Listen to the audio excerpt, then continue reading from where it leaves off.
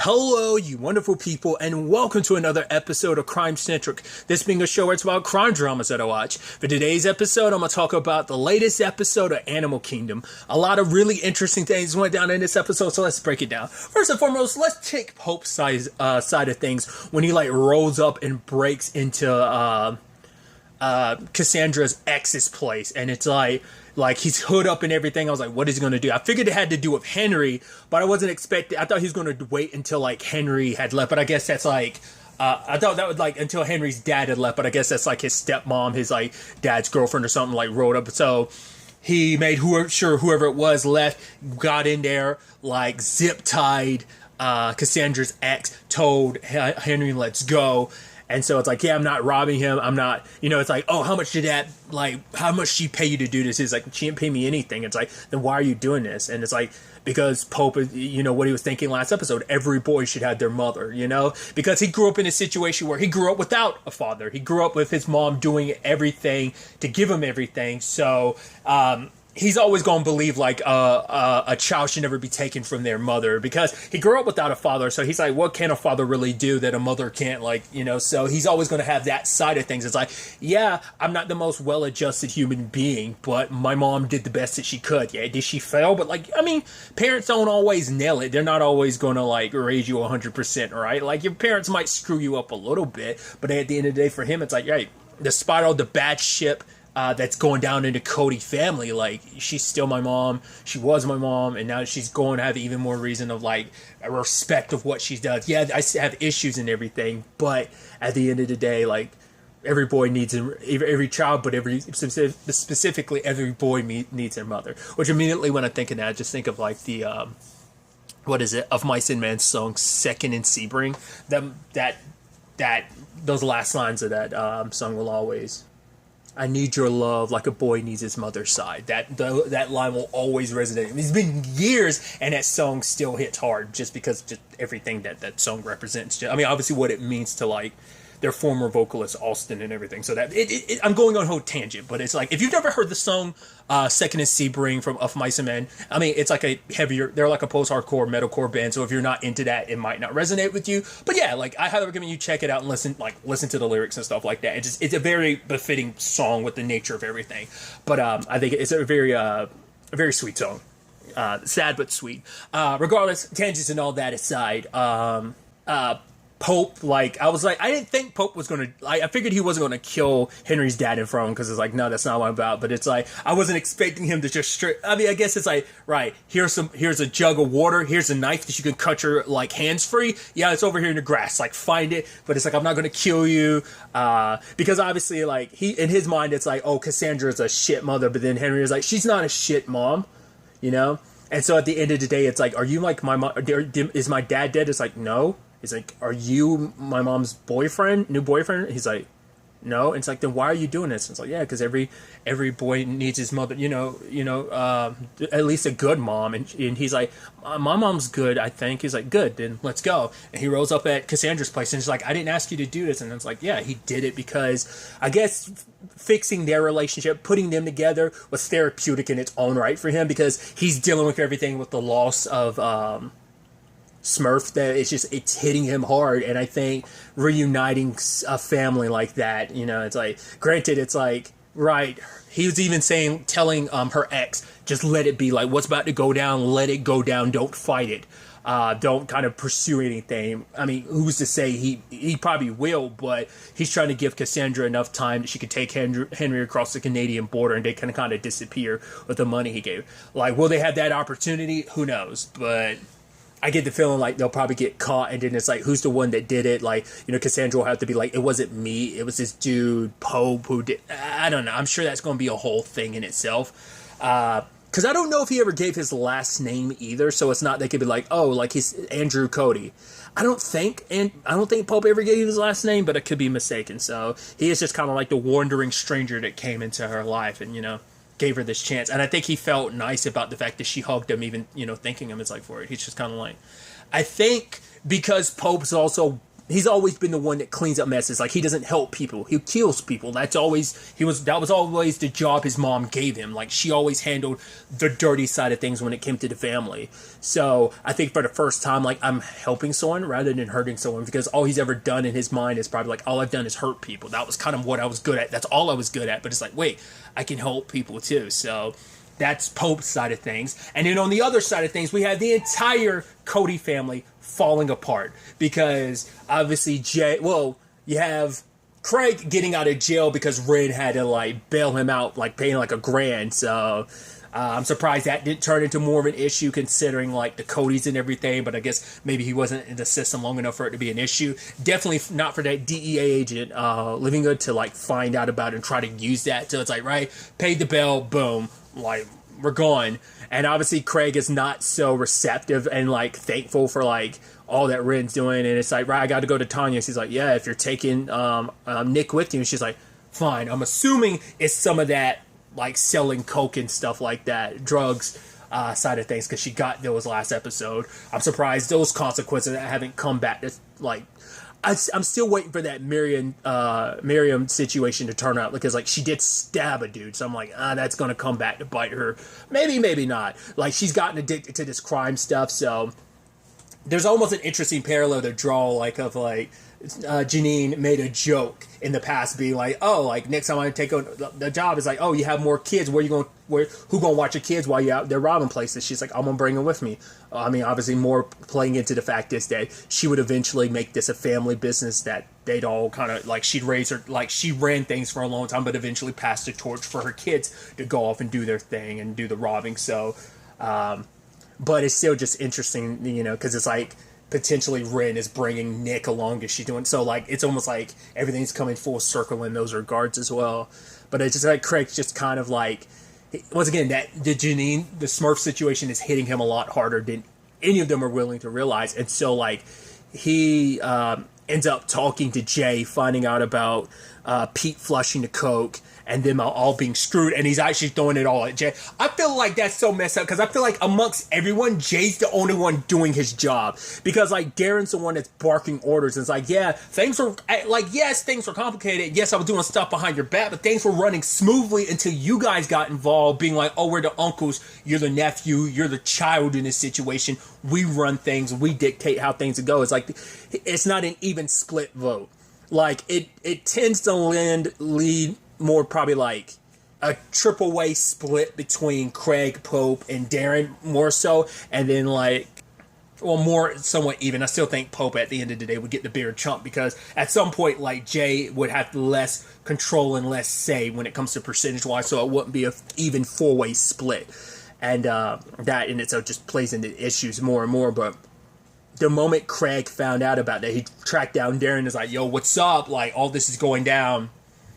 And you can't even, like, oh, don't you normally do waves here? He's like, yeah, I went to this other spot. It's like, well, that DEA agent, because of him rolling up, boom, the coke is going, we're back to zero. He's the one that I told you guys, like, we shouldn't be doing, like, jewelry or even, like, drugs. We should be going, like hard at cash. To the point, he's sniffing and, like, drinking and then, like, grabbing, like, robbing places. I'm like, for one, I mean, it's a quick cash grab. It's like, it's not like you're going to get a lot of money, but I guess for his point, it's like, yo, I hit these 6 places like it was nothing. And I'm like, yeah, but it ain't like you walked away with a lot of cash, and most of that's going to either go in your gut from drinking that you're going to eventually piss out, or it's going up your nose, so, you know, you're probably going to end up breaking even pretty soon. But it's just like, they're all like, he's just like angry at not being listened to, plus also like, I don't have the money to take care of my family, because it's like, right, like, shit like this never happened when, yeah, once again, I've said it time and time again,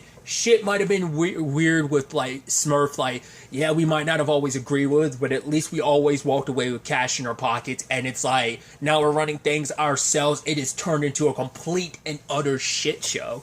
So there's that. Darren dealing with, like, you know, the fact is of like, okay, this DEA agent thing, it's like not going away like he was kind of hoping it would. It ended up being more of an issue. Even because he's like, I didn't tell Jay to stash it at Pete's. I told him stash it at bowling alley. He's like, well, Jay's an asshole, but you know what? Makes you an asshole too, Darren. You're both assholes. Congratulations.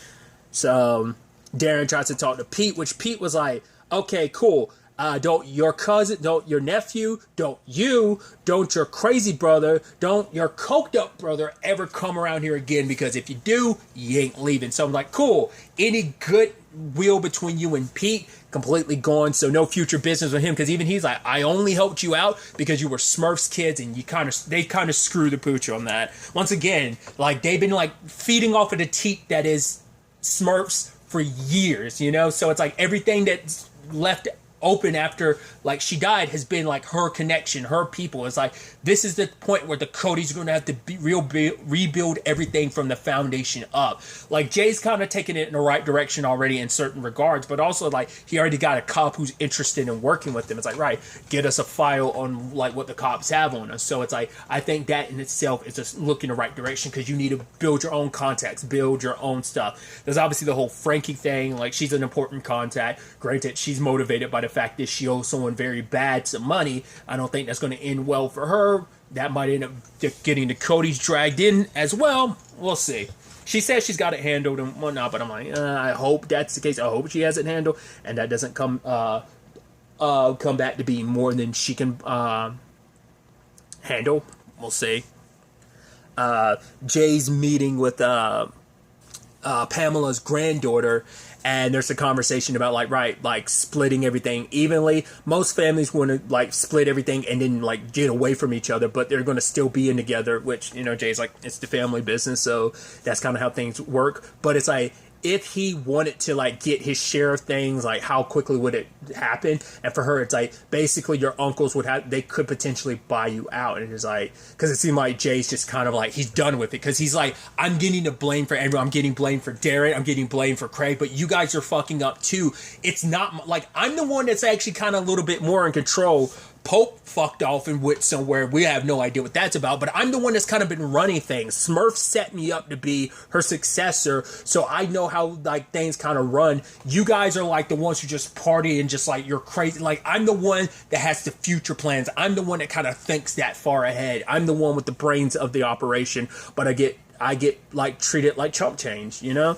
And it's like, why stay in a place that you're not respected? Because once again, the only reason he came there is because he had no other family. It's like, but it's like, even amongst his family, I don't get treated like family. I get treated like shit. So like, why would I stay where I'm not wanted? If you have such an issue with the way I run things, fine. You guys can buy me out. I'll take my share, like my money, like you guys when you buy me out, and I'll go off and do my own thing and handle it on my own. That way he never has to answer to anyone. That's their biggest issues. It's 4 major egos butting heads. They don't have their mom to kind of like slap some sense into them, because, you know, now they're just at each other's throat, because it's the thing of like, no, I'm running things. No, I'm running things. It's like, you're all kind of screwing up a little bit. Once again, maybe it's a bias because, you know, on the younger side, like obviously I think I'm still older than Jay. Even the actor who plays him, I think I'm older than him. But it's still the thing of, like, he's the young blood of the situation, and I'm like, I think he's handling it the best, because everyone else is falling apart because of the Smurf thing. Like, it doesn't really hit them, but it's like, right, they're all trying to fill some hole inside of them, because even Darren was like, yeah, you told Jay not to hide the drugs at, no, Craig told Darren, like, yeah, you told him, Jay, not to hide the drugs there because you knew about the DEA situation, and you didn't, like, yeah, I was in the know about it, but I didn't know, like, how bad things really were. You never let me know. And the fact is that it's like, right, Jay wouldn't have had to move the drugs in the first place if you weren't trying to flex and stuff like that and try to be the boss while Pope was away. So all of that, like I said, like, Darren was feeling himself, especially with that Pamela situation. It's like, yeah, like, I'm the boss. I'm running things. Like, yeah, this is my kingdom. And once again, they're all trying to feel some void in themselves. So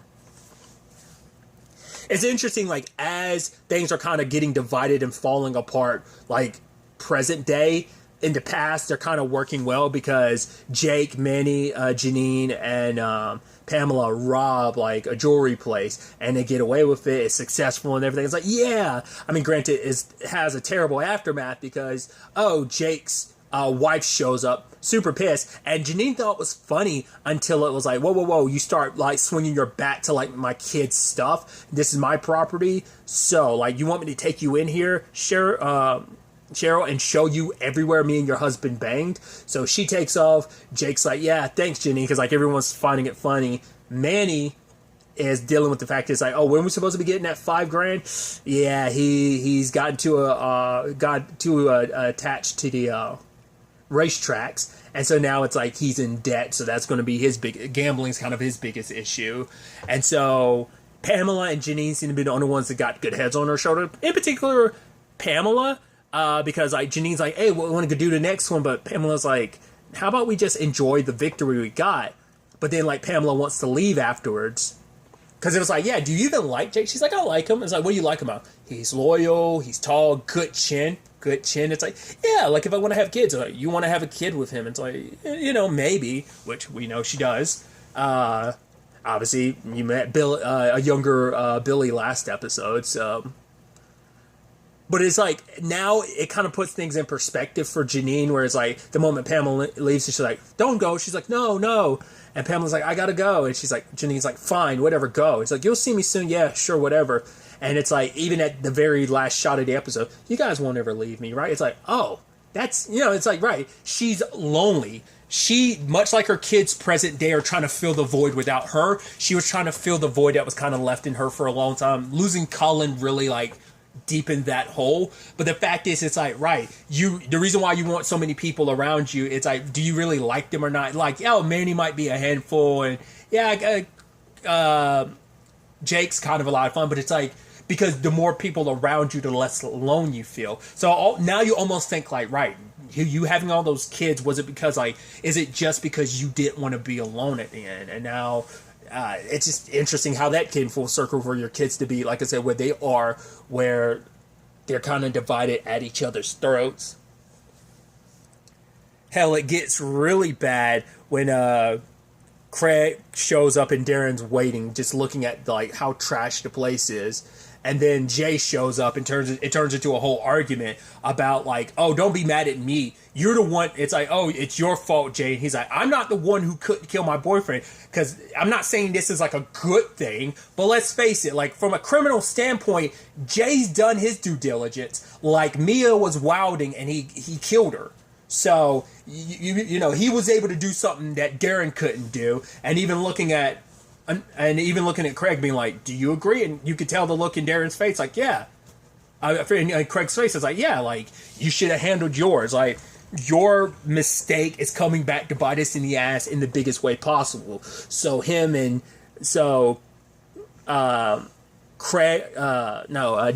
and Jay go at it. He's messing Jay up, and then Jay gets on top of him and is like, yes, Smurf always said that you would not have what it takes to deal with Adrian, and she was right. Craig was trying to break it up at first, and then like Jay's still squirming. I even love he still manages to, like, he had landed some blows against Darren, because that speaks volumes. Like, man, you guys are beating up on your little nephew. That's ugh. But then like Craig throws him in the pool and then starts drowning him. Even despite everything, Darren's like, yo, Craig, stop. That's enough. It's like, Jesus, dude. And so Darren's just kind of like there as Craig walks away, and Jay's in the pool, eye messed up, a ton of blood coming out of his mouth. It's like, Jesus. I mean, despite everything, even Darren was going like, yo, that's going too far, trying to drown him. Like, let him up, stop. And then lo and behold, the prodigal son, Pope, returns, and it's like, what the fuck? What happened to the house? He's like, you were gone, dude. Like, oh, what happened? You mean today? Yesterday? Last week? Been going a long time, bro. And he's like, what? He's like, what happened to the house? He's like, it's like, what are you going to do? Like, he's like, I'm home, because he's like, are you staying for good, or are you just going to like piss off like later on? And then like he hugs Darren, and Darren almost looks like, wait, what? He wasn't expecting that. So it's like, oh, cool. Goes in there to check on Craig. It's like, oh, what happened? It's like, oh, yeah, like Jay got his ass whooped. And I love Pope being like, it looks like he handled himself. From my perspective, Craig's almost like, what's that supposed to mean? Nah, like, we got him. Jay was packing up his stuff and was about to leave, because it's like, he's not staying there anymore. So once again, like, why stay where I'm not wanted?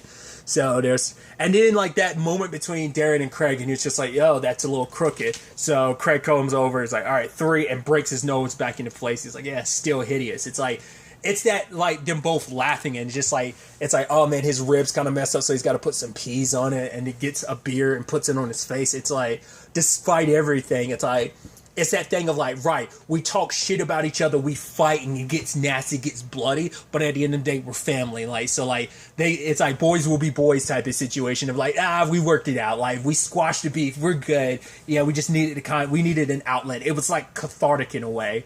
It's, once again, like Pope's situation was very cathartic. So he comes in and Jay's like, I'm leaving. And he's like, nah, put it back. He's like, you leave, I'll find you. He's like, you need to go put some like ice on that or something like that. It was like, come on. And so Jay's sticking around. It's like I said, it's just so interesting.